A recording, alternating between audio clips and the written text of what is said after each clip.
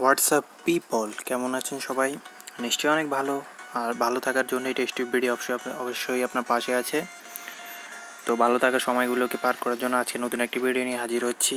খুব চরম একটি ভিডিওটি আপনাদের অবশ্যই ভালো লাগবে। তো ভিডিওটির কী বিষয় নিয়ে তা দেখতে হলে আপনাকে শেষ পর্যন্ত অবশ্যই থাকতে হবে।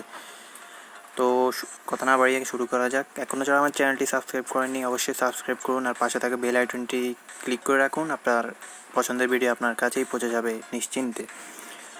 তো আজকে কথা বলবো ফন্ট। আমরা যারা মোবাইল ইউজ করি আমাদের মোবাইলের প্রতিনিয়ত ফন্ট চেঞ্জ করতে হয়। এখন ফন্টগুলো আমরা চেঞ্জ করতে পারি না, কারণ বেশিরভাগ মোবাইলে ডিফল্টভাবে ফন্ট দেওয়া থাকে না। আর ফন্ট যেগুলো ডিফল্টভাবে দেওয়া থাকে ওগুলাই আমরা ইউজ করতে পারি। এছাড়া যদি ডিফল্টভাবে না দেওয়া থাকে তখন আমাদের সফটওয়্যারের মাধ্যমে নিতে হয়। এখন সফটওয়্যারের মাধ্যমে নিলে অনেকের কাজ করে না, কারণ মোবাইল রুট করা লাগে। রুট ছাড়া ফন্ট ইনস্টল করা যায় না।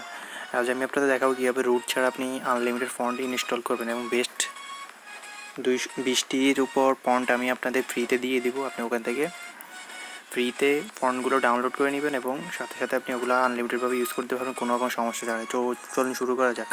তো ফন্ট নেওয়ার জন্য আপনাকে আমি একটি জিপ ফাইল দেওয়া হবে, আর আপনি জিপ ফাইলটি আমি ডেসক্রিপশন বক্সে লিঙ্ক দিয়ে দেবো, আপনি ওখান থেকে ডাউনলোড করে নেবেন।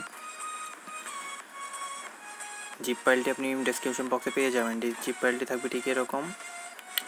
এখান থেকে আপনি এক্সট্রাক্ট করে নেবেন।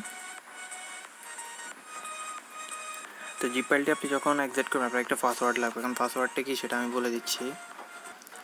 তো আপনাদের জন্য আমি পাসওয়ার্ড সিস্টেম রাখবো না, আমি পাসওয়ার্ড সিস্টেম উঠিয়ে আপনাদের জন্য ফ্রিতে দিয়ে দিব, কোনো সমস্যা নেই। তো আপনার এই নিয়ে টেনশন করার দরকার নেই।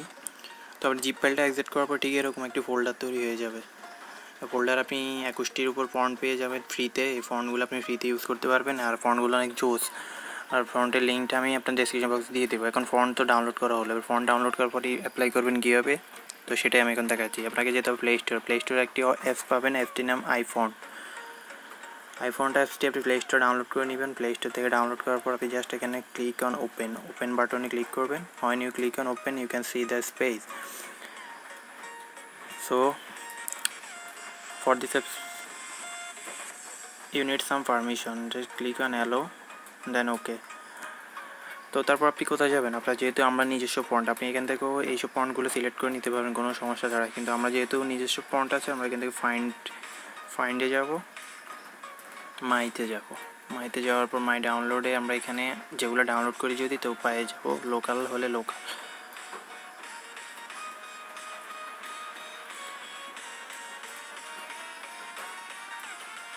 তো আপনি মাই ফন্টে ক্লিক করার পর আপনি আপনার ক্লিক হেয়ারে ক্লিক করবেন।